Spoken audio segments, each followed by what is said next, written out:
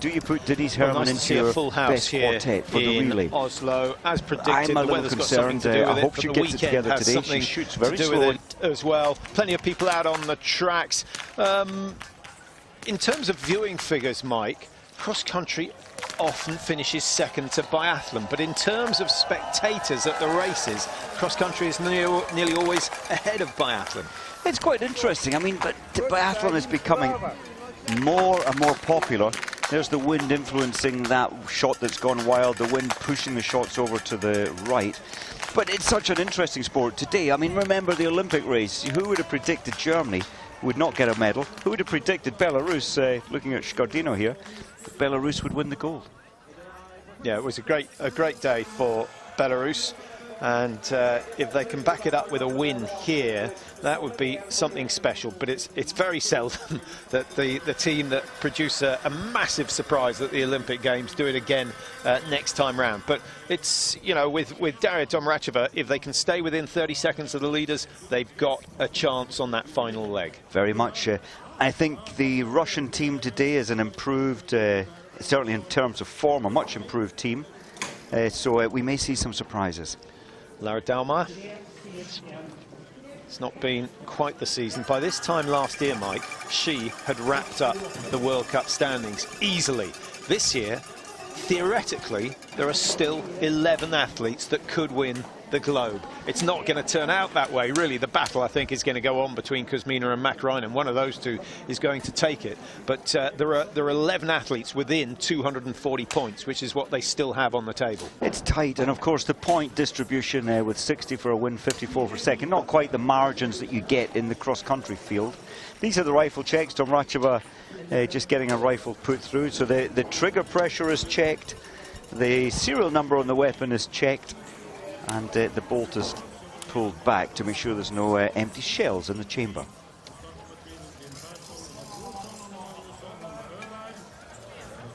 I'm not sure what that mascot was all about. We know what the Norwegian national flag is all about, and there are plenty of them around the stadium. And nice to see we've got some French, plenty of Germans in the crowd as well. The Russians are here, the ever-present Russians are in the stadium. And Russia stand a pretty good chance. Kaisheva, Virolainen, Slivko, and then Urlova. I don't think they're going to win, but I think a top three is very possible. And if Urlova can show her best form, that would be quite a strong finishing leg. Very much. If you look, I know this isn't how it works, but if you look at the 4 results and add them up, or if you look at the 4 results from 2 days ago, the Russians finished 8th, 15th, 7th, but then 73rd. So they've got a 1 weak link in there, and that's Slivko taking the 3rd leg. And on paper, for me, that is the strongest team. As I say, in relays, it doesn't always work out that way.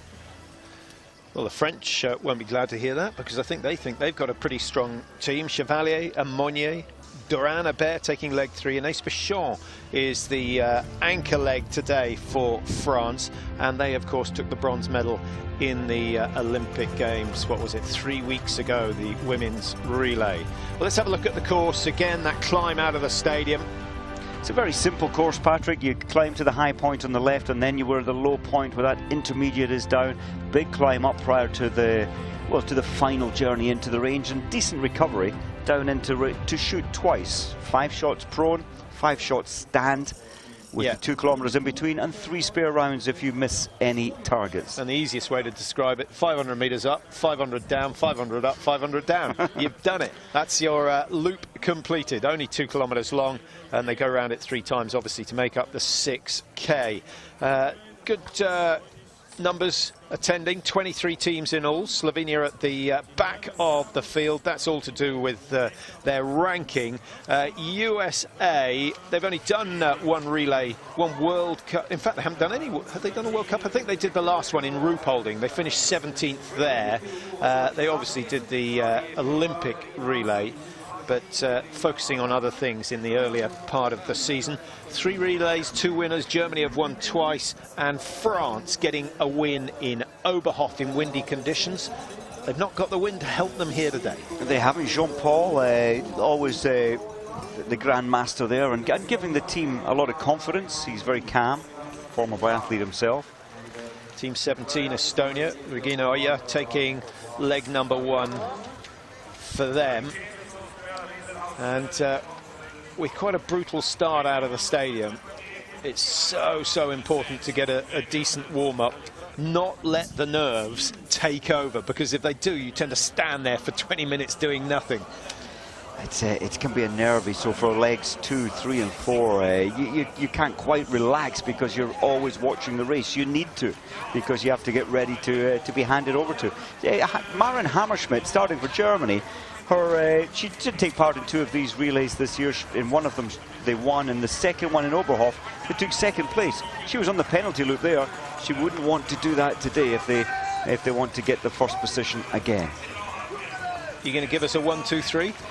It's a tough one to call. I'll go for France, Germany and Russia. France, Germany, Russia. I'm going Germany, Italy and France. Interesting. And the Germans are going to win if they only make 1 mistake. If they have 2 bad legs, they won't win. But they're generally quick enough on the skis to be able to afford to have 1 bad leg. The mistake we've both made is we haven't included Sweden, because they are pretty good. They're looking pretty good today. Sweden with an 8th place in the first relay in Hofilsen, and since then they have not been off the podium, and that includes the Olympic Games. So they were 3rd in Oberhof, they were 3rd again in Ruhpolding, and they went 1 better in Pyeongchang, where they took the silver medal. There's the French team, and Ace Chevalier goes first for them, and Monnier will take over. Then their veteran Marie Durand-Abert on leg number 3, who has finally found some form after a really tough time in the early part of the season, so that's nice to see. Persson, Brossen, Magnussen and Øyberg. Øyberg, of course, the individual Olympic champion, taking the last leg. And then the Italians, strong to start with, Vitozzi and Vera. Gontier can certainly hold her own, and San Filippo, well, she's been on the podium of a World Cup, so don't rule the Italians out of a win. Sulumdal, Eckhoff start the Norwegian challenge today. Tandrevold and Olsbu. It's pretty good, Mike, and there have been signs. I think Sulumdal might struggle to stay with the pace. So we're now just moments away from the start of the final relay of the season.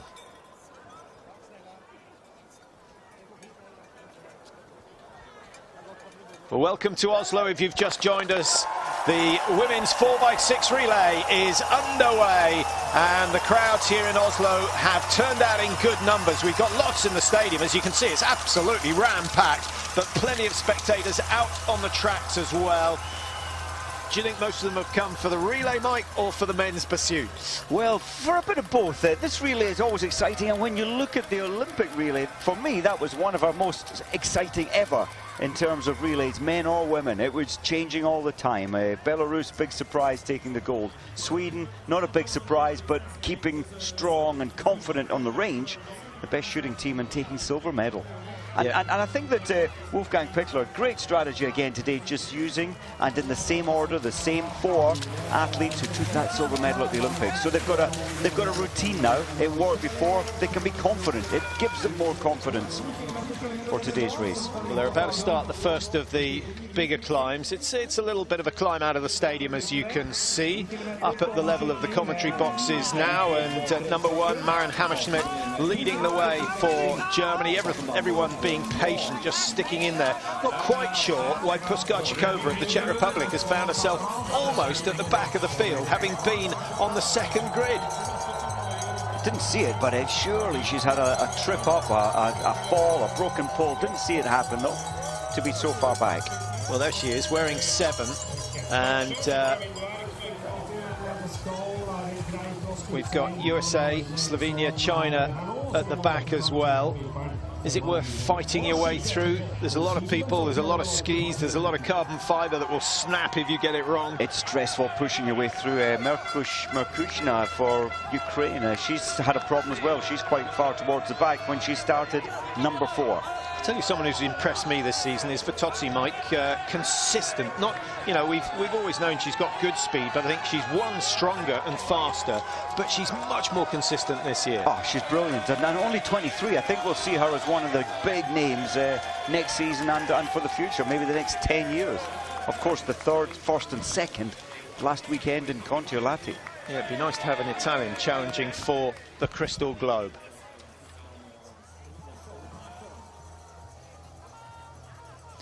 Well, this is what cross-country skiing and biathlon are all about. The tracks are in perfect condition. It's still brutally cold overnight. The clear skies getting the temperatures down to around -15. Not as cold as it is in Finland, and Kontiolahti, I suspect, is down at about -25, where you're heading next week, Mike. It probably is -25 right now. But you don't expect that, actually, this time of year. You don't expect these cold temperatures, -15 nighttime temperatures towards the end of March now. But it's just what you want, because the tracks are solid and they're dry, and then they can take a bit of punishment from the sun throughout the day. And you mentioned earlier the 2.5 meters of snow in Lillehammer, what, 2 hours north of here, 1.5 meters snow here. It's beautiful, and it will last all the way through April. Certainly the ability to ski up here will be fantastic. Yeah, I think these are the best snow conditions we've seen, certainly for 10 years, probably 15. So Vitozzi on the right of your picture. The yellow suit is obviously the Swedes. France on the left wearing 2, just behind France, and going nicely at the moment. Elisa Gasparin for Switzerland, not struggling to stay with the pace at all.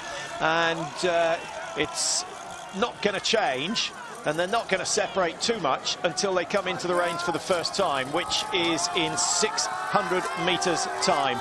And it's pretty much all downhill. They've got one gradual climb to make before they break left into the stadium. Hammerschmidt, sorry, down in 6th position, not far off the pace. I thought she'd be taking herself further forward because she will be making her way all the way down to lane number 1. Yeah, this is often the stage of the race where we see one of the higher bib numbers, 15, 16, 17, take the lead, because they settle on the firing point long before those who've got to work their way up into lanes 1, 2 and 3. Yeah, America's Claire Egan, lane 22. Maybe she has a chance to get out first if she gets all her targets. Now that may well be Kaisheva leading as she comes down. Russia wearing bib number 5, and good solid start from them. Sweden haven't been out of the top 5 so far today, wearing bib number 3, and hence heading for lane 3. France in 2. It's going to be Germany in 1 with Maren Hammerschmidt. Now look at the flags, Patrick. There's a chance here for the fast shooters to just release these shots so rapidly. The wind not playing such a risky part in the game today. Hammerschmidt, the only one of the Germans racing today who wasn't in the Olympic team. Can she start clean? She's taking her time. 4 down for France. Swiss have got 5 down. Elise Gasparin going well. Japan get 5. Kazakhstan 5. Finland clear all the targets as well. Norway with 1 spare round, 5 or 6 seconds at least thrown away. And the Olympic champions, Belarus, are going to lose a few positions, having missed 1. So Switzerland have the lead. And what have we had so far, Mike? We've had Italy leading, Russia leading, Germany leading, and at the moment Switzerland are there. I think we might see us 10 different teams with a taste of the lead at some stage today. Kaisheva, she came in first, you said it, she was leading. She's now 14 behind, using 2 spare rounds. So first shoot completed. Switzerland, France, Germany, Italy, the top 4.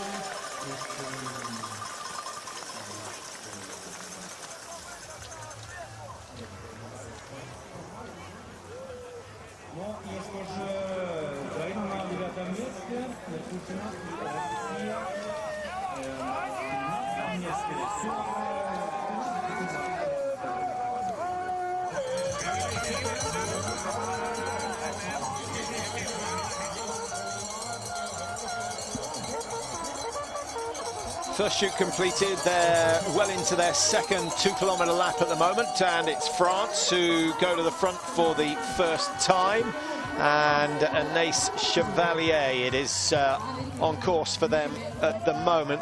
Chevalier, Mike, 25 now, and you know, a mediocre season. What is she, 23, 24 in the World Cup standings?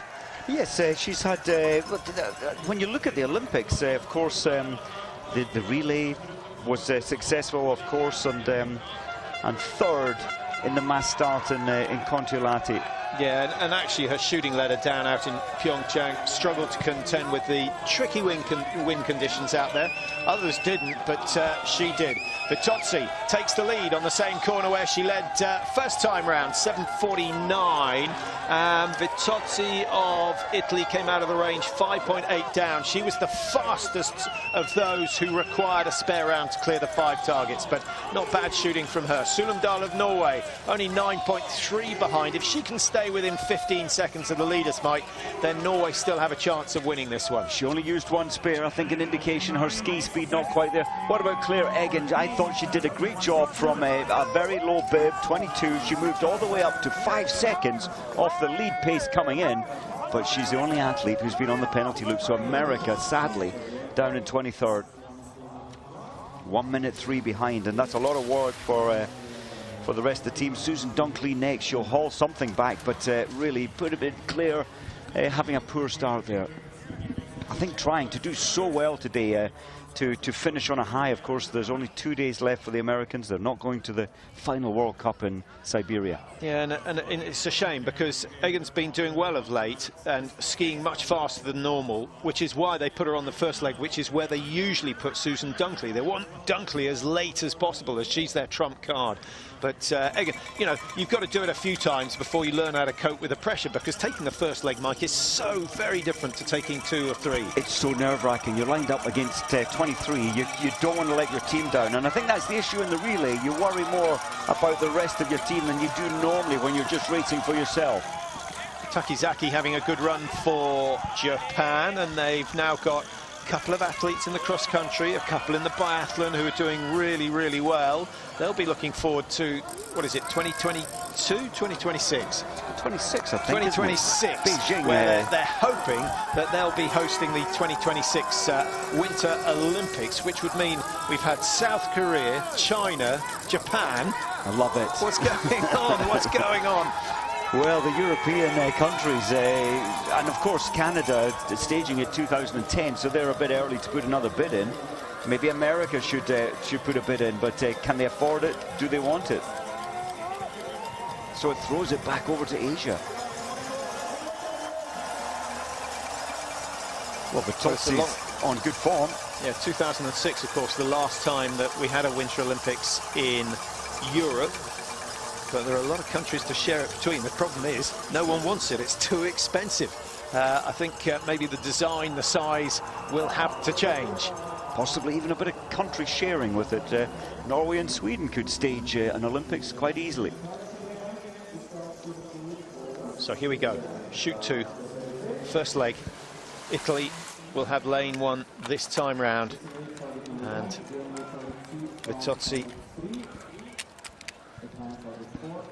who's had quite a good record in the stand this year, 87%. France are first to strike with Chevalier, who's on 85%, and a miss from Hammerschmidt. So the first 4 teams now have all missed, and Japan could be in the driving seat here, along with Kazakhstan, who've yet to miss a shot. 5 out of 5 for Kazakhstan.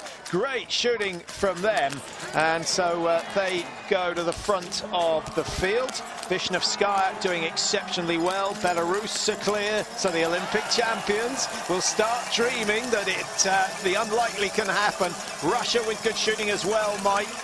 All change, so that makes our 6th team to have a taste of the lead here. Well, that was quite interesting. Vitozzi shooting so fast, but missed 2 out of 5. This exact same scenario with Hammerschmidt, and they took a long time getting those spare rounds in.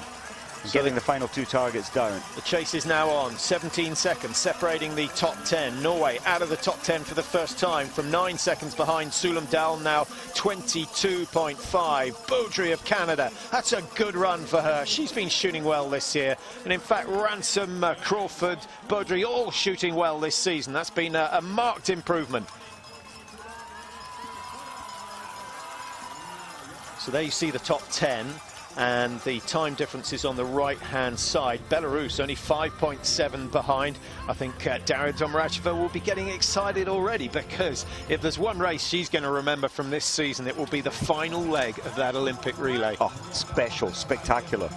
And what about Tajizaki? Japan leading, and it's not the first time this season in the relay where we've seen such a wonderful performance from Tajizaki. Well, she's looking very, very well balanced on the ski.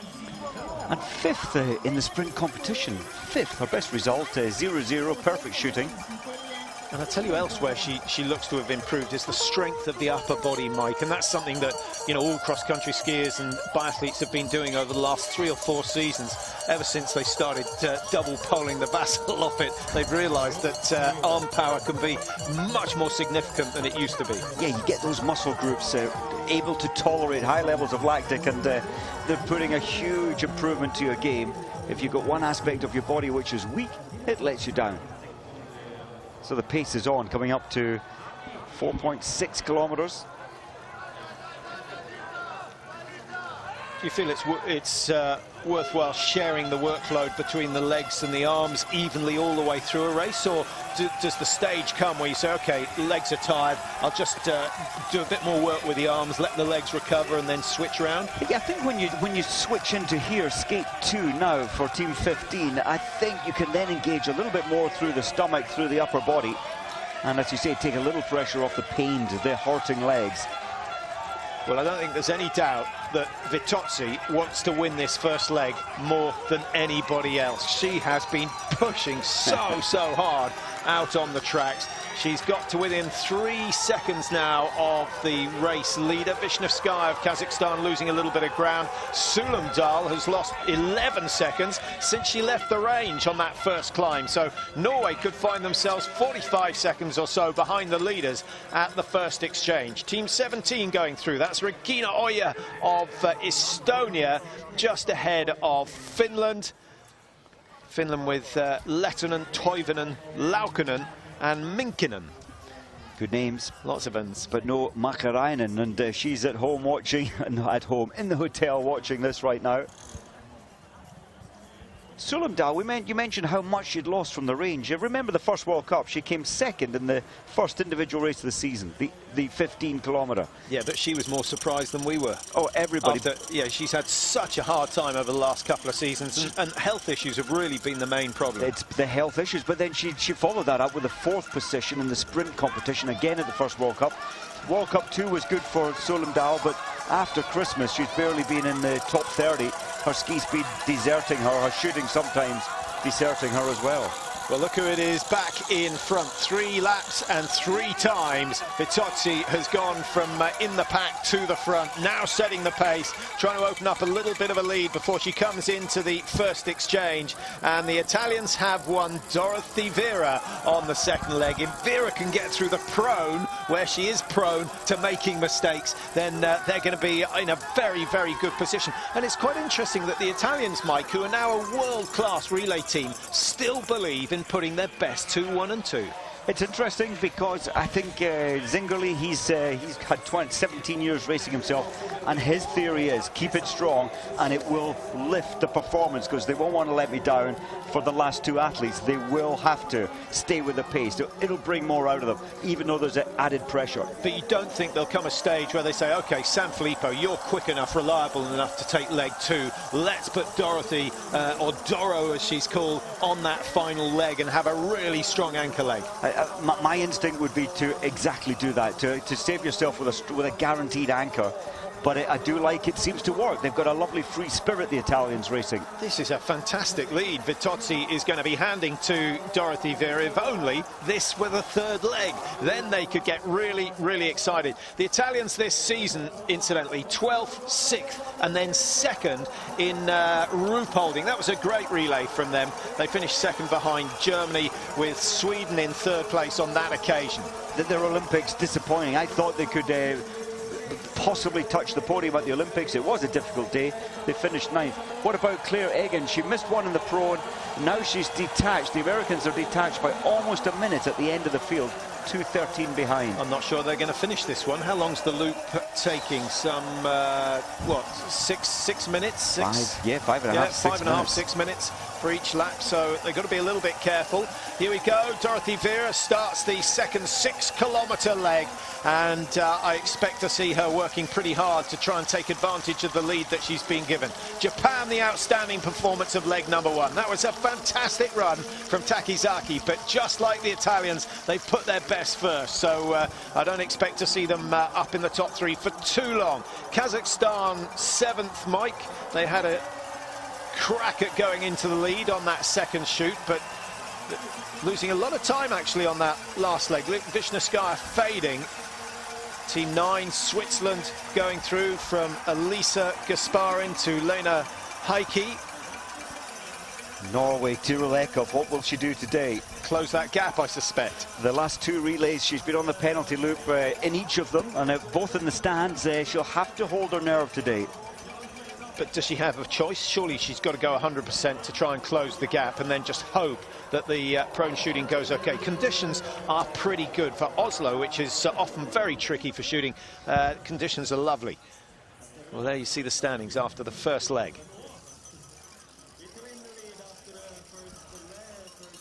No penalty loops for anyone in the top 10.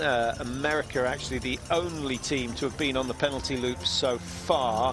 The Czech Republic have missed 4. They really are missing Kukalova. Any news on her leg issues, Mike? Whether she'll be back next year, whether she decides that actually not racing is the way to go? Well, maybe she's enjoying life, enjoying not having the pressure of training, or 32 races in a season. No, I haven't heard. Hopefully her lower leg is improving, getting better, or almost better, and hopefully we will see her next year. Well, Denise Herrmann has closed the gap down on the Italians very rapidly indeed. There was a 7-second margin, and Herrmann's got that down to just over 2 meters. Japan still holding on in 3rd position. Limbakeva for Belarus just going through in 5th, ahead of Verolainen of Russia. All these teams very, very much in with a shout of winning here today. And Kazakhstan, Daria Klimina now. Rykova and Belchenko still left to go for them. And here comes Tiril Eckhoff, and bringing with her the Swedes, Mona Bråsen tucking in behind Eckhoff, and Switzerland there as well. Now, Mike, the margin for Norway now 35 seconds. She's gained a little. She's gained 2 seconds. I love the way she flows across the track. Body movement, using a lot of the energy, or applying a lot of the energy into the edge of the skis. And Tiril Eckhoff, you just think she's going to keep on punching and improving that 2 seconds. How do the fans cope when Norway aren't winning? They're not used to it. They're so accustomed to it, they'll be thinking, what is going on with our great nation of biathletes and cross-country skiers? But I have to say, if there's one stadium where all the nations get a good cheer, it's here in Oslo. They're very fair, and they often get embarrassed that their red suits, their red, white and blue suits are at the front of almost every race. And they get a little embarrassed with winning so much, so they're very, very kind to all the nations. Yeah, and they've taken, you know, various athletes to their hearts over the years. Sven Fischer was hugely possible here. Raphael Poré was initially very popular here. I'm just trying to think, Magdalena Forsberg, they loved her. She had a great final race here when her career finally came to an end. And they follow the sport well. They understand each of the athletes. They know their strengths, their weaknesses. And right now, Denise Herrmann, her strength is at ski time. She's pulled back a lot. I thought she might extend that and try and pull away from the group, but she's kind of backed off, Denise Herrmann now. Japan still there at the 1.4 behind. Well, I wonder whether Vera was under instructions to take it easy and make sure she hit the first prone targets. Do not have a repeat of what happened in the Olympic Games. And if you missed that race, it really was sensational. The ups and downs. Dorothy Vera did 2 penalty loops on her prone shoot. She missed a total of 5 of the 8 shots that she fired on that first lap.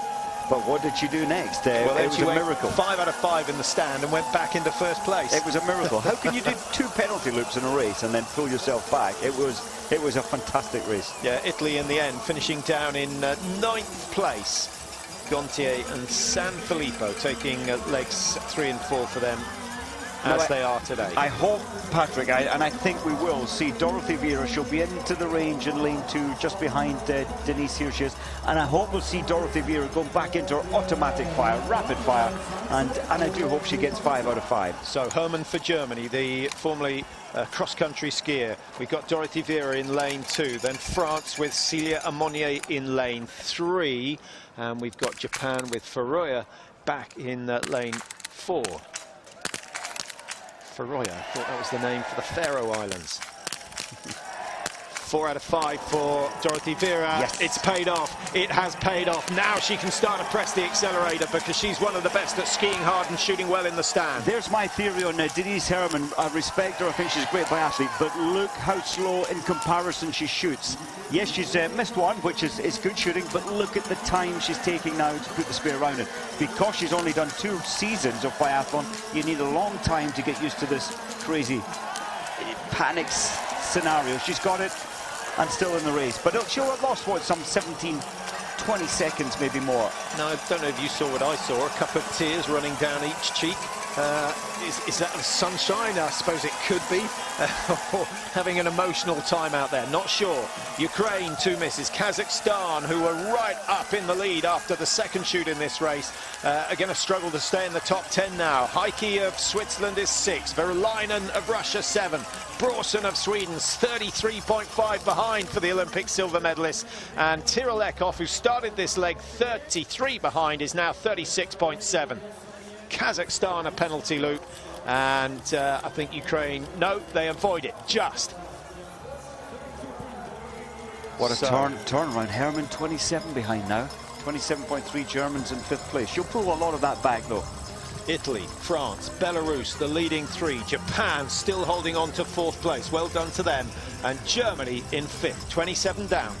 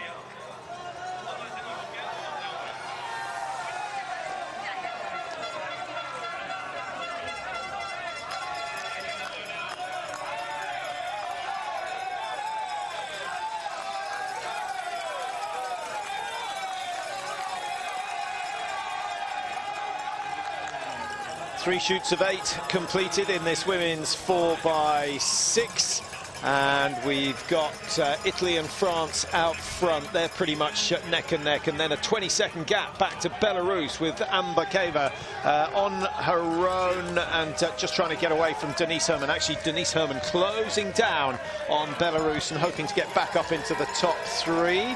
Norway with Tyrell Eckhoff back to 31, so 6 seconds gain on the first time out of the stadium. So she took her first lap relatively easy, Mike, and maybe we'll see Eckhoff with something spectacular on her last 2K loop. Not bad. She's moved up, handed over to a 9th position. Right now, Eckhoff's up into 6th. But her difficult aspect of her biathlon, the standing for Eckhoff, yet to come. Who did you have as your top 3? Well, I went France, Germany, Russia. You got one of them. Hey, listen, we're not halfway yet. There's plenty of race to unwind. The Russians at the moment not going so well. I think Virolainen looks strong, sparky and fast on the skis, but she needs to hit targets. That's quite some lead. There's a full, what, 19 seconds. I think that's Denise Herrmann who's moved back up into third place, taking a bit of time out of Alimbakeva for Belarus, who's now 4 and being chased by Japan. Norway with Tyrell Eckhoff now under 30 seconds behind, and with what, another 800 meters or so to go before she shoots for the second time in the stand position. Vera again, the quickest standing shot, and if she can repeat what she did in the Olympics 5x5, she should find herself out front. A little worrying, Dorothy, when she shot 2 days ago. She came in, she looked composed, but she missed 3. She never misses 3 out of 5. When it comes to 5 shots in relays, she sometimes takes the risk of this fast shooting and trips up occasionally. Denise Herrmann, she's pulled a lot of time back. It was 27, and now it's only 18, so that's a good turnaround of time. Of the leading 3, Mike, Dorothy Vera, 83% hit this season in the stand. Celia Amonier, 66%. And Denise Herrmann, 74%. So it does look as if the advantage is going to swing towards Italy at this stage. But the stats mean nothing when you have a pressure situation like this. And maybe the pressure is worse for the Italians because they know it's crucial they have the lead at the halfway stage. It is, and Germany with Preutz next and Dahlmeier. It's a good couple of anchor legs. Slight increase in the wind. Vera still looking very, very composed and suggesting maybe she's not been skiing 100% as yet. Celia Amonier, a couple of big breaths, trying to settle the pulse. Here we go, first strike from Italy. 1, 2, 3, 4. That's how to do it. That is how to do it. And France getting their first target down as Vera clears number 5. Sensational. That's why the Italians love her. Spectacular stuff. And the lead could be anything up to 20 seconds, maybe even more. Doro made that look so easy, but trust me, it's so difficult. You're on maximum. There's pressure, of course, there is round your neck. And I think that Denise Herrmann feeling that pressure now. She's missed 2. She's got 3 chances, 3 spare rounds to get 2 targets down. And Monnier coming out in top spot. Are we looking at penalty loops for Germany? It's quite possible the Olympic champions Belarus in a spot of bother as well, and Sweden making a great comeback, Mike. This is why they've had 3 podium finishes in the relay this season. Great shooting from Mona Bråsen, and now she can fight for a top 3. Norway, 2 misses, 1 there she goes. Down it goes. Tyrell Eckhoff is still going to be, well, she hasn't closed at all on the race leaders, but she has improved her position. She was down in 9th after the first shoot, and Eckhoff is coming out in 7th place and can chase down Denise Herrmann. Those two could have a good ski together. Herrmann 48 seconds behind, having come into the range at 18, so 30 seconds lost, but she did avoid the penalty loop. Crucial. And what about Bråsen? She came into the range, 9th position for Sweden. She's gone out of the range, 3rd position for Sweden. Sweden, only 1 spare round required so far. Now, Dorothy Vera has lost time on the first 500 meters of her first 2 laps, and she had an advantage of 24 seconds over Celia Amonier. We'll see whether that was a tactical move to try and make sure that the shooting was good. Yeah, just make sure the glasses are straight. I like the way Doro fought for 2nd position. She didn't want to shoot to the far right of the range. She obviously had good reasons to come in 2nd place, and it worked perfectly. She could not have got shot any faster or hit any more targets, obviously. The pace is coming up. She's thinking, she's inspired by that performance on the range. With Gontier next. Gontier only finished 86th 2 days ago, missing 5 out of 10 targets. France still very competitive at this stage, and the good news for Italy is that the gap back to third position was 43 seconds. And Monnier has closed down again, another 8 seconds lost by Dorothy Vera on the way out of the stadium. I find that extraordinary. Apart, maybe the explanation, Mike, is that Dorothy Vera is suffering like so many of the top athletes. Tyrrell Eckhoff is the one on the charge, and she's benefiting off, feeding off the strength of Denise Herrmann, who's still just in front of her. And those two have gone from 6th and 7th up into 3rd and 4th. Tyrrell Eckhoff, this is the flow I'm talking about. The arm flies behind her. She counterbalances her movement. She's springy, she's sparky. And she was able to hit at least the 3 targets. 11 seconds gained by Eckhoff on Italy in that first 500-600 metres of that lap. Brorson was 3rd. She's dropped all the way back to 7th on this first climb. And 54, so Brorson was 43 behind, so she's lost 11 to Dorothy Vera, so a 22-second swing between the two Scandinavian rivals, Norway and Sweden. Well, Doro's been told that those behind her are closing. Pick it up, pick the pace up. She's trying. She's very tired. Towards the end of the season, they all are. Denise Herrmann has definitely got her ski legs back. We saw a slump in her performance after Christmas, but Denise setting some of the fastest ski times. Look at the strength of Monnier. Skate 2 up the first 30-35 metres of this climb. Takes some doing. Look how wide the skis are when she plants them. Now, do you like a flat ski on planting, Mike, or do you reckon you go straight onto the edge so you can get the drive off it? Textbook, you would want to try and get the placement flat, but right now she's in a hurry. She doesn't care. She's just getting that edge in. It's a steep climb, a horrible climb, this one. Andy Stitzel waiting there, I think, to give some encouragement to Denise Herrmann. She might need it. She might need it. We're not going to see it at the moment. Germany at the moment, 38.5 seconds adrift of Italy. This is the drive for the second exchange from Dorothy Vera. Now she digs deep, and the margin, it closed 8 seconds on the first climb, and on the second climb, Monnier only gained 1.7. So Dorothy Vera definitely working a little bit harder on the second half of this loop. And Denise Herrmann much the same. Denise pulling what, almost 8 seconds, 9 back the first part, and she's only managed another 1.5. Patrick Favre, no emotion. He's got a cool customer, but he must be delighted now that his team are ahead by a decent margin.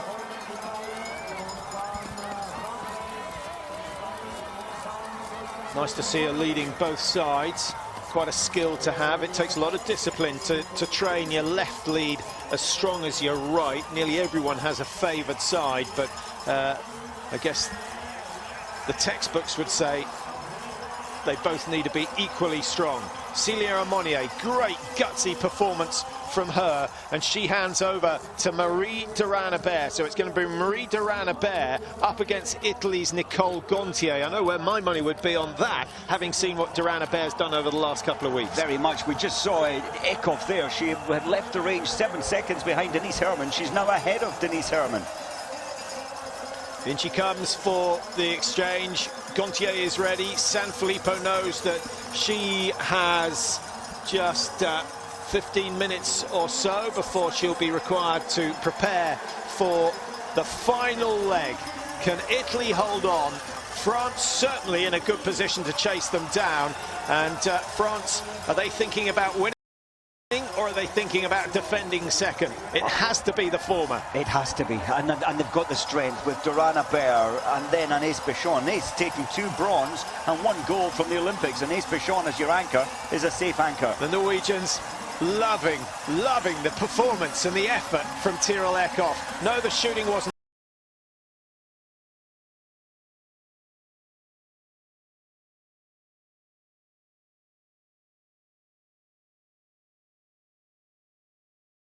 perfect, but she gives 100% out on the tracks. And Norway up against Germany, so it's now Tandra Vold versus Franziska Preutz. Preutz, I guess you'd favour to win that battle. but we will see. I think so. Tandrevold's still only 21, but having one of her better World Cup performances 2 days ago, so she will be confident. Only 2 teams racing in black this year, and they set off side by side. Japan and Switzerland, easy to confuse, but they're going to have some pressure from the Swedes, who are desperate to get back on the podium. Brorsen's done a good job. Anna Magnusson now sets off, and Sweden still the best shooting on the range. Only 1 spare round required to clear the 20 targets so far. And then Pisareva for Belarus has some chasing to do. 120 behind.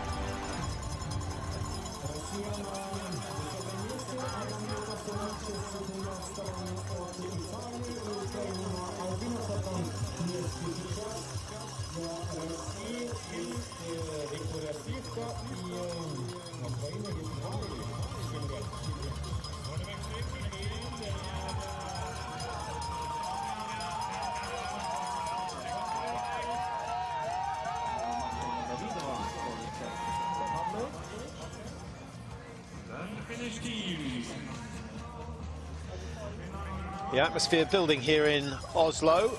We are just over halfway through the women's 4x6. Incidentally, the men's pursuit later on today. That should be a cracking race, based, of course, on the results of the sprint 2 days ago.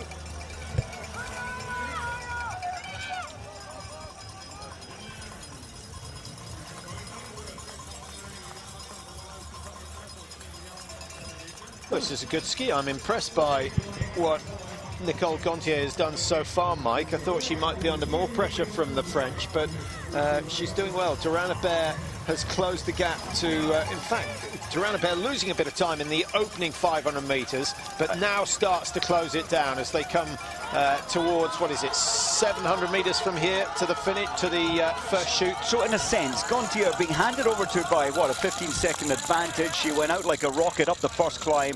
I think she will have burnt a lot of her bridges there. The attack up to the high point, and now, as you said, Durana Bear coming back strong and probably close that down to 8 seconds, yeah, 9 seconds by the range. I agree. Vitozzi and Vera both very controlled on that first 2K before the first prone.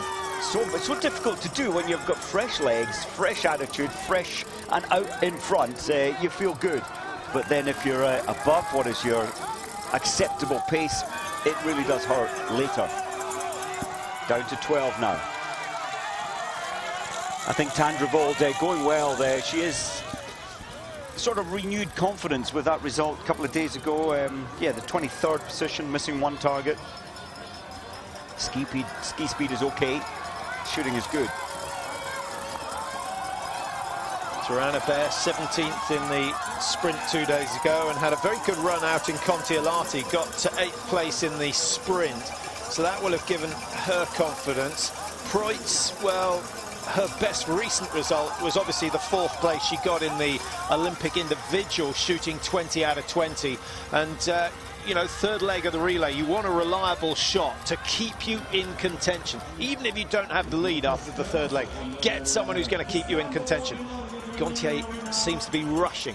She's a little panicked. I was so impressed with her at the European Championships. She fired 80 shots. She hit 80 targets. Incredible. But she wasn't so good 2 days ago. Only 50% hit rate in the sprint. 75% hit rate in the prone so far this year. Most of the top athletes in the high 80s. But this is more like it.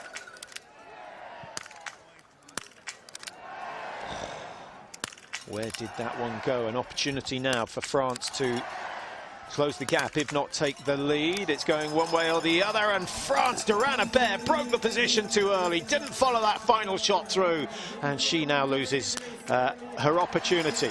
It goes down at the second time of asking, so the gap will still remain at around 10 seconds. Germany and Norway.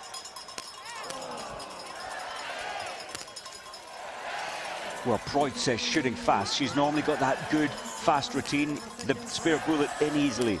Tandrevold could be the first to clear the first 5. She is. So she stays with Norway on the back of, stays with Germany on the back of that good performance. Good pressure shoot from Tandrevold. Nice to see. So the top 4 teams in the top 4 positions at the moment. We've seen challenges from Japan and Kazakhstan have had a taste of the lead. Now Sweden trying to keep their shooting record going. Oiberg on the final leg for them. Oiberg, I don't think, can ski them out of trouble, Mike, but she can certainly shoot them out of trouble. Selena Gasparin, her shooting over the previous 6, 7, 8, 9 seasons has been great. This year, she's lost her way. She's got 1 bullet left, 1 target to put down. So still only 1 spare round required by Sweden. You deserve to finish on the podium if you only miss 1 or 2 throughout the relay. It's incredible shooting, and a lot of that is down to their summer training.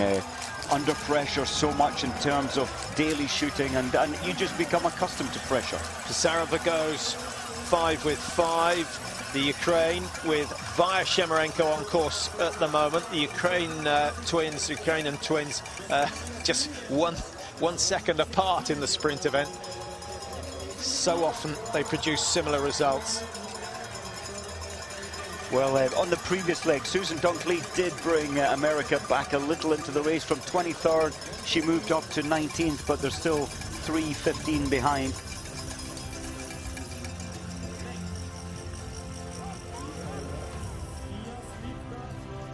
Five teams on the penalty loop so far. Russia the fastest of them.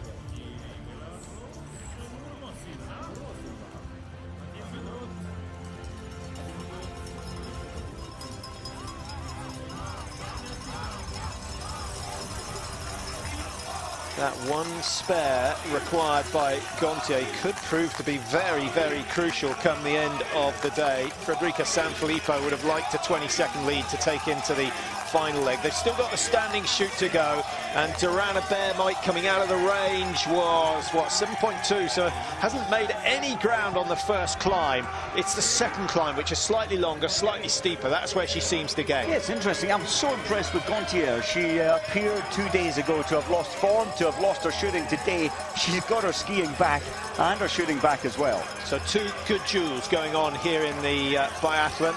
And Germany versus Norway. Franziska Preutz up against Tandrevold, who is doing exceptionally well. Laura Dahlmeier might have a slightly easier task when she's up against Marta Olsbu, but Olsbu, I think, can match Dahlmeier for speed at this stage of the season. Yes, Olsbu's on good form, and again, the confidence gained at the Olympic Games with her medals has helped her. She certainly skied fast 2 days ago. Dahlmeier, she must be going through a slightly negative patch. 28th 2 days ago. She's barely been 28th for the last 4 years in competitions. This is where you want good ski speed. If it gets you another 10 meters up the uphill, you'll be thanking your technicians. And look how much ground Durana Bear closed in the first 50 meters of the climb. That may be to do with ski speed. It may also be that Durana Bear took a cleaner corner into the final stage of the downhill. And I think Gontier, she's leading the way. I felt she stood up far too early, and Durana Bear had a better reading, thinking, okay, if I stay in the tug position a little longer, and she did. She pulled back some 10, 12 meters. And if you're going to ski, you really want to use the free skate. But as you said, when the legs are tired, the free skate is not your initial choice. It burns. It totally burns. At this time of the year, everything hurts. So you have to be a little more efficient, change technique a little. So the 7-second gap has gone for Italy, but they still have the lead. Now, is Gontier going to do what Dorothy Vera did and drop back into second place to make sure she got lane 2? Will be interesting. And I think we talked earlier, Zingerle, his placement of his athletes, you have 2 strong legs, first and second. Gontier is on survival, and she's inspired herself, punching way above her weight from 2 days ago. So so far, it's so good for Italy.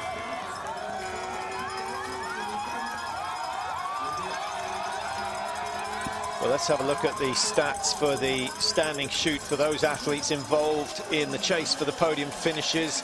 Franziska Preutz for Germany, who's down in third at the moment, 79%. Durana Bear, 82%. We've got Gontier for Italy, who's only 66%. And the Norwegians, trying to find theirs, I think Tandrevold is somewhere around 76% it is.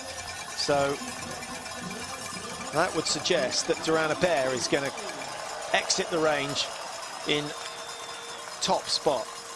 We'll see. Italy requiring 4 spares so far. France the same. Germany 6. Norway 6. Go on, Gontier. Same as her prone. Exactly the same as her prone. The 5th one going wide. Was that a question of belief? Well, they down the targets at the same time, and they should have at least 15 seconds to play with over Norway and Germany, even if they go 5 with 5. Preutz first to strike. Tandrevold throws one wide. The crowd reaction. Oh, Preutz, again, the thinking shot. It feels so good. Rapid fire, 4 out of 4. Then you hesitate.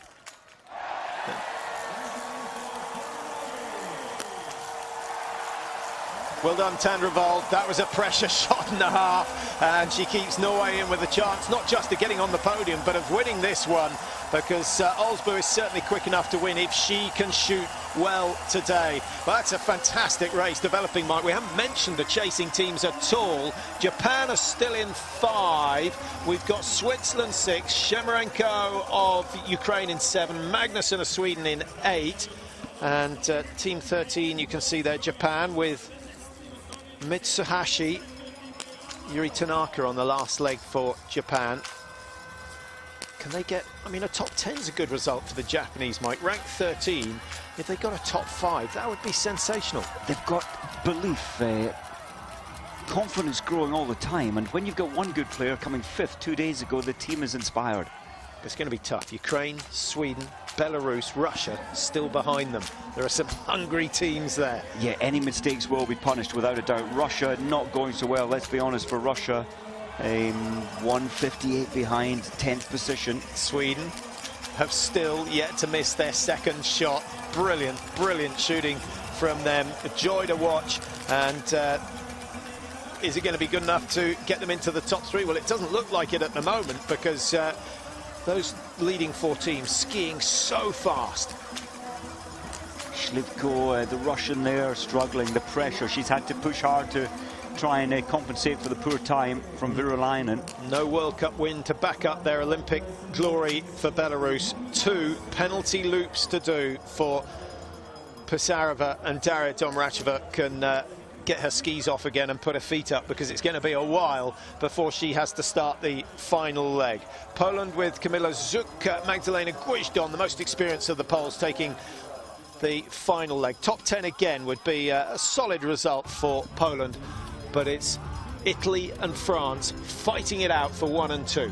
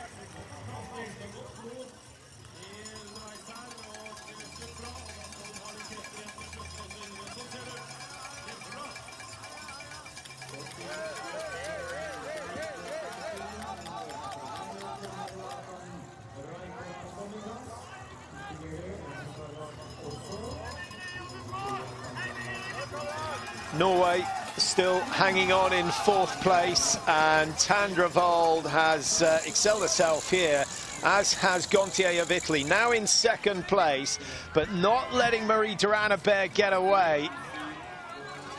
I'm just thinking the Norwegian team, they got real stick in the press because the 4 racing here today finished 48th, 55th, 23rd and 41st at home in Oslo. Press were unforgiving, and I think the Norwegian team today have put a lot of that negativity behind them, and so far so good. What, only 3 seconds off 3rd place at the moment. It takes a strong athlete and a strong team to follow a poor performance with a really, really good one. Tandrevold at 21. I thought she might be able to close the gap after shooting. It was, 4 seconds. She's closing it a little. Good firm grip of the ski pole, and the kids absolutely loving this one. And of course they're cheering for Norway, but they're just enjoying the race situation. One of the features in Norway that you notice, Mike, as you go around and you see the youngsters out, until what, 13, 14, it's all about having fun, and then they get serious about the training. But the young kids, you know, we've skied around with 5, 6, 7-year-olds, they're just having a laugh. It's so good, and I think it's important not to put any young kid from age 8 to 15 under any kind of major pressure. It's not healthy, and it can really affect the rest of their career, so fun is what it should all be about. Now, Norway and Germany were 34 seconds off the lead of this race at the last exchange. They've certainly closed that down. They're not closer than 20 seconds, but they are a little bit closer to the race leaders, and it's France who will come into exchange first, and Neige Bichon taking the final leg for them.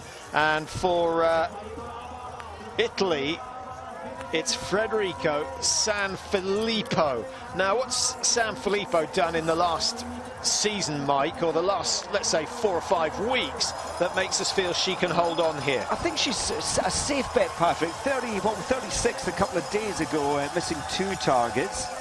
At the Olympics, didn't even make the top 60 in the sprint competition, so didn't make the pursuit. And as I say, 36 2 days ago, I think that's a decent benchmark, so she's safe, but not the sharpest. So we've got the athlete who's 46th in the World Cup standings up against the athlete who is 9th, and it's France with the advantage there. Laura Dahlmeier takes over for Germany. She was last year's #1. I don't think she's going to win the Crystal Globe this year. It's still possible, but I don't think it's going to happen. And of course, Norway, who have put Marte Olsbu on the final leg. So Dahlmeier is away, trying to chase down the Italians. 28 seconds to make up. And Norway, who were 34 seconds behind after the last leg, now find themselves 32. So a little bit of work has been done, but it's left Olsbu with an awful lot to do if they're going to win this. And don't forget the Norwegians did win the World Championships here in 2016. It was impressive, they did, against the odds. This team seemed to raise the game when they have the safety of spare bullets. We know the ski well, we know Olsbu skis well. She's got 4 seconds to catch Dahlmeier. I think she might try and close that gap early. The Swiss team, it was going well. And Gasparin, 2 Gasparins in this lineup. We've seen 3 Gasparins in the past at the Olympic Games in Sochi. 3 sisters in 1 team.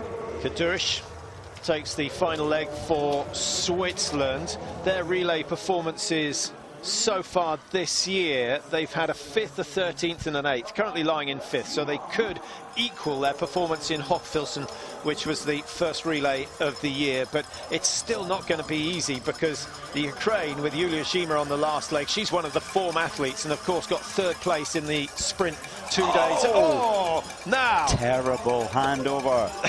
It's not often you see that, Mike. The mistake there is that Zhima started skating before the touch had been made. They were always going to get tied up. That's frustrating. Anything when you're focused on a 20-minute push or a 17-minute push, any negativity affects your thinking. So she'll be going out negative. She needs to get rid of that quickly. Sweden in 8th place with a lot of work to do if they want to touch the podium. Well, we'll see how expensive that mistake was from Ukraine. 153. They're now behind.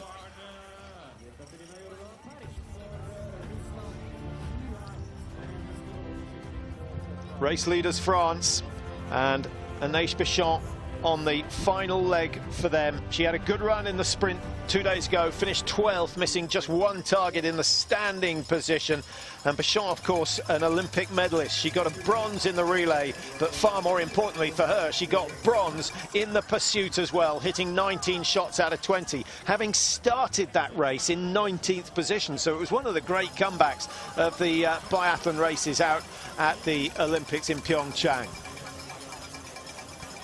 That's not Dalmar, nor is that. We're waiting for Laura Dalmar, who's in 3rd position for Germany at the moment. So we've got Italy on the right-hand side of your screen, just getting past the traffic. These teams will be pulled out. Yes, they will. Slovenia there, 23, will be pulled out, and they'll get the position as to where they are right at the moment. I think that's Korea chasing Slovenia. Well, China. Olsbu has taken no time to close down the 4 seconds on Lara Dalmar, and she's not going to hang around. She's showing last year's champion no respect at all. Olsbu going straight past, and these two are going to have a good battle when they come in to shoot. Be interesting to see whether they can hit the prone targets, because they are definitely skiing out of their comfort zone at the moment. Without a doubt. And the one aspect from Olsbu, it's very similar to Tyrrell Eckhoff, her teammate. They're great fighters. They'll just keep on battling. 4 seconds on Dalmar, not an easy thing to do, but she's picked that up already in, what, 1.5 kilometers? 1.4. Is that Gratis Haugen or Gratis Bakken, where you used to be able to watch the races for nothing? And it's quite special when the king comes up and loves his biathlon. Of course, he loved his cross-country last Saturday and Sunday. The 30, the 50 kilometre for the men, the 30 for the women in cross-country. Not a bad day out if you're the king, viewing a wonderful race. You might have seen the Italian Sanfilippo just moving over to her left, coming down the hill. She was looking for the snow that was still in the shade. That might be quite a smart move, but it's only going to gain a half a second or so before she comes in to shoot. Far more important is the fact that she hits 5 targets, and she's got to hope that Anaïs Bichon misses at least one. Otherwise, the margin is going to be around 10 seconds, or a minimum of 10 seconds, when they head out onto their 2nd lap. Jean-Paul must be confident, because Anaïs, at the greatest pressure, 2 bronze and a gold at the Olympics. He won't question her ability. It's a solid position, and she took an extra 3 or 4 seconds to prepare. Great shooting. So France hold on to the #1 slot for now. 1 shoot remaining. Can Italy get 5 out of 5? No! Sanfilippo doing exactly the same as we saw from Gontier, throwing that 5th one wide. There's some work that needs doing in the Italian team. You've got to make sure of shot #5. Norway missed 1. Germany now with a slight advantage with Lara Dalmar. Olsbu, she barely lined up. She barely had a look through the sights for that 5th shot. Yeah, I'm not sure it's the sights that need changing. I think it's the lineup and the shooting that needs changing. 3 misses, and suddenly the host's chances are evaporating here. She's questioning herself. It's not, yes, the wind is slightly stronger from the left. She's adjusting for that. I think we're looking at penalties. We are. That's 1 penalty loop. You saw the expression. Oh, that hurts. Now the brain is mangled. The only good news, Mike, is that there was a minute gap between 4th and 5th. Well, this is Irene Canisius. Does she know that Olsbu's been on the penalty loop? She may well do, because she would have seen that 1 black target still standing. Well, there are our top 3 teams: Germany, Italy and France. Where's Russia? We only had lunch on it. Well, there's still a way to go, and as we always say, the pressure is felt most the final time in for the stand shoot. But on a date like today, where the wind isn't a huge influence, and I do wonder if Olsbu, was it the pace that she punched that 2 kilometers? Is that what tripped her up? She got the first 3, though. It didn't really indicate that. She just panicked a little, tightened up. Anaïs Bichon, great shooting. It's a low position, but it's a stable one. Very, very nice.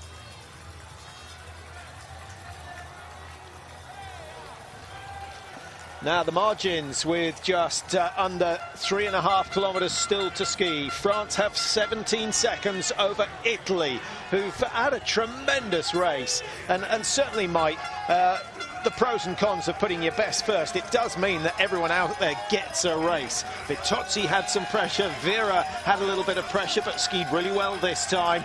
And then Gontier, probably the performance of the Italian team, because she was way, way above the expected level. I thought Gontier put in a wonderful performance. Just twice on the last shot, she was so nervous that she just wanted out of there and missed both last shots, prone and stand.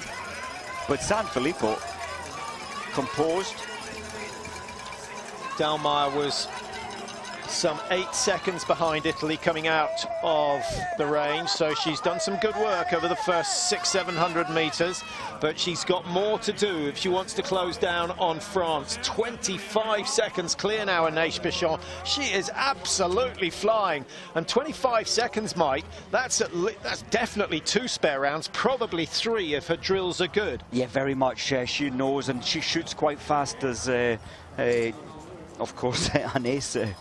And I think that's part of her strategy. She just keeps this comfortable rhythm, organises her breathing accordingly, and she doesn't change that under the extreme pressure. She's not used to being 24 seconds ahead. She'll be putting that completely out of her mind and trying to stick with routine. Sanfilippo now, this is a tough part of her race, having been caught, passed, and has now lost that advantage, tucking in behind. Yeah, podium finish is still very, very impressive for the Italians. And they were second, of course, in Ruhpolding. Ruhpolding, I'm trying to think, actually, the approach to the range in Ruhpolding, it's a little bit faster than it is here, but similar in the fact that you get at least 30 seconds rest before you shoot. It's comfortable. This is horrible. This climb really takes it out. It takes you up to your high point of breathing and output. But this flat also, you've still got to work, you've still got to carry momentum down into the left turn. But yes, then you get 15 seconds to organise your breathing. The heartbeat will drop by 10 beats a minute in those 15 seconds. Now, Italy, a decision to make for Federica Sanfilippo. Does she start easing up now and say, okay, I've got a big gap, I've got a minute's gap back to 4th place. If I just make sure of the shoot, I could go second, I could go 3rd if France and Germany make mistakes. But she's not going to ski herself into 1st spot. She's not, but in her mind, she'll be flickering around thinking, right, I've still got to get in there where I can put 5 down fast, because she is one of those, the Italians have been trained from a young age to shoot fast by Zingerle, and she'll still think, I have a chance of taking the silver medal here. But it depends on Dalmeyer picking up 2 or 3 spare rounds. That's her only chance. Yeah, what she's got to do is to avoid thinking, I can afford a penalty loop and still finish in 3rd position. Any thoughts of the penalty loop, and that tends to be where you're going. So what's going to happen? Anaïs Bichon, really good opportunity for France to win their 2nd relay. They're not going to take the Crystal Globe. Germany far too far ahead for that to happen. But a 2nd win would taste good. She hit 5 in the prone. Now, if she misses 1, the nerves will jangle a little.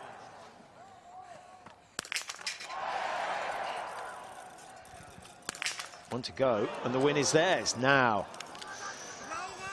High right, 1.5 inches, 2 inches.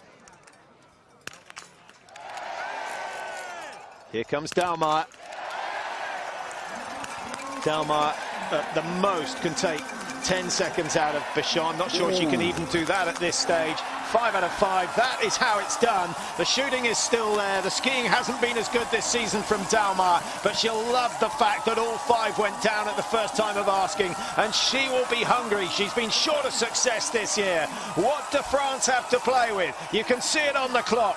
8 seconds, some 35 metres between Bichon and Dalmeyer, and Italy now just securing 3rd place. They can enjoy the run home.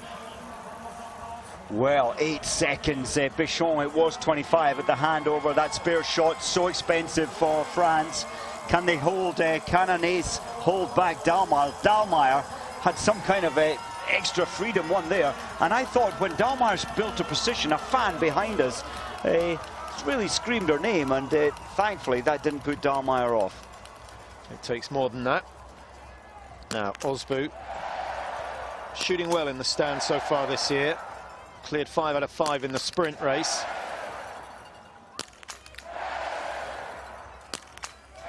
Good reflexes. There was plenty of movement in the at the end of the barrel, but the reflex is brilliant. 5 go down, and Norway are going to have to settle for 4th. They're not going to do any better than that. Kadurish, can she? Oh, this is the shoot of the day so far. She gets on them. That's fantastic. Lovely, that. Well, that gives her a crack at Norway, but that 50 metres chasing Olsbu is a long, long way. Too much to ask, I think. No, well, Olsbu, realistically, as you said, almost impossible. 45 seconds to get back onto the podium for Norway. Unlikely.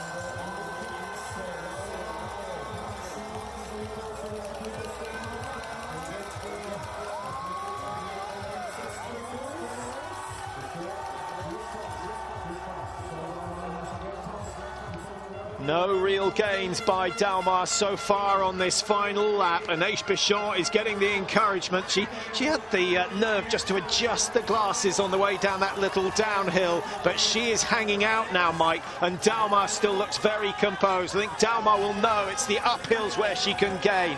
8 seconds was the margin coming out of the range area. 5, 6, 7, 8. Dalmar's made no gains at all. She's lost 3, 4, 5, 4.5 seconds lost by Dalmar. It's going to call for some drastic measures. Now, Mike, she's closed down 16, 17 seconds on the last lap before. Dalmar is not at the races from where she was last season, but I must admit, Bichon did the right thing. She slaughtered herself to this high point. The facial expressions are anything to go by, and Ace was just on survival, and I think that was a strategy. Create a another 5-second cushion, and it might break Dalmar's spirit. But will it break Ace Bichon's legs? Look at her, she's gasping for air. Has she done too much? No, she wants this one more than Dalmar wants it. Dalmar, you know, we may see her dance away up the final climb, but I'm not convinced she's making a chase of this. She still looks as though she's out on a training ski, but, you know, she so often looks relaxed and composed, covers the ground impressively fast, but it's Bichon who is putting in the 110% effort here. Oh, she wants this. She has proved, and I keep going back to the Olympics, but the 2 bronze and the gold for an ace at the Olympics, she was kind of under the radar when Martin Fourcade wins so much, but I think she's the real deal when it comes to major pressure. Dalmar's not giving up and reading the snow well, going into the shade, as you said earlier, the faster snow. Well, now she starts to put in the drive. Skate 2, is she going all the way to the top? Not quite. That would be a major task. And this is the sort of tempo that we're used to seeing from Dalmar. But she now knows she's got some pressure from Italy because she's allowed Sanfilippo to close down on her.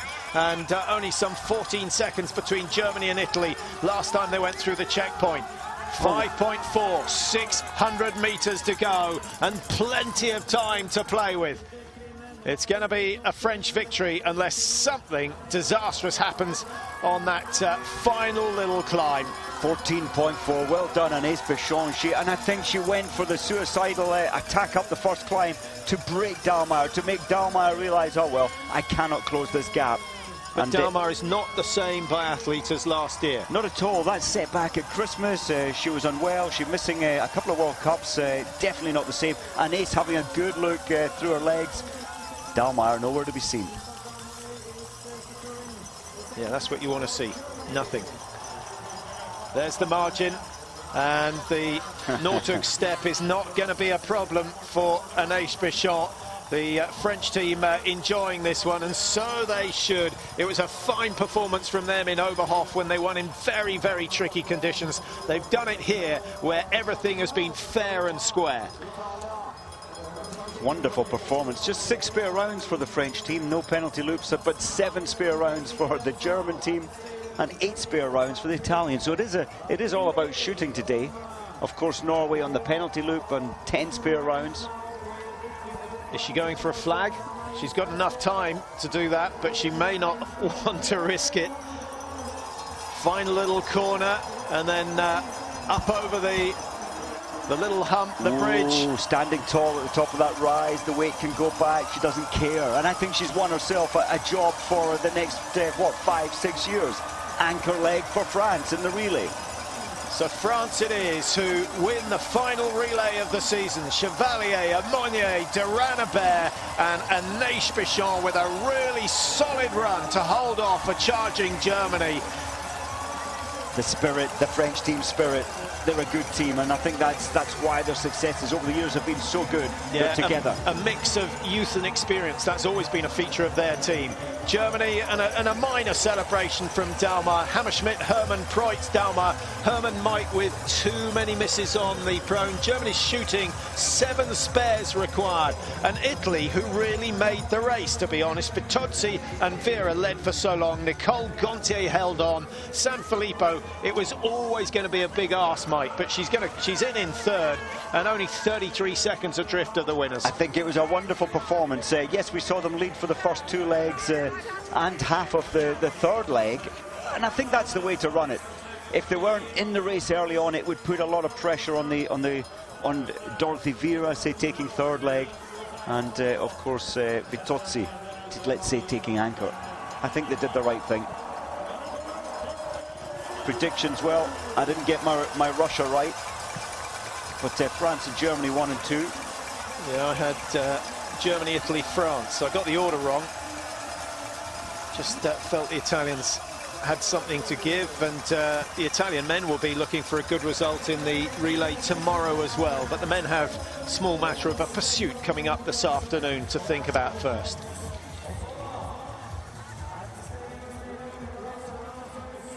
.126 behind, and a minute of that was lost on 1 shoot alone for the Norwegians. There are your champions, France, 1:10.58, the winning time for them. And this is a good run from the Swiss, Mike. Ranked 9, they're coming in 5th position. Irene Canisius has finished it off well. Her standing shoot was the outstanding shoot of the day. Just totally and utterly fearless. I think she thought, well, there might be a chance of closing something on Norway. It didn't happen, but she went for it, and it was successful. Sweden, great shooting, only 3 spare rounds, but their ski speed has deserted them. The Olympic silver medalists having to settle for 6th position today. And so 8th, 3rd, 6th, they're 4 relays of the season. And only just ahead of Poland. Kriston's done well for Poland, 2:32 behind.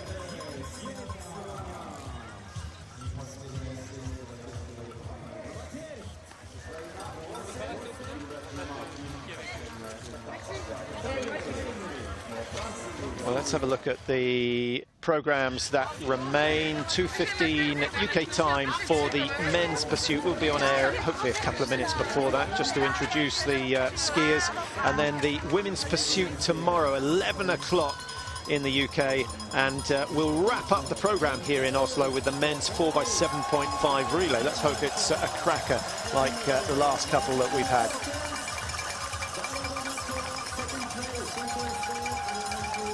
Well, there's lots of other winter sport going on. Nordic combined coming up from Klingenthal in Germany with David Goldstrom. And there's also a bit of jumping going on. You might have caught the alpine skiing earlier on. And, of course, the cross-country on their last weekend in Finland. But from Oslo, it's been a success story for the French. Chevalier, Amonier, Duranabert and Anaïs Bichon taking the women's 4x6 relay title.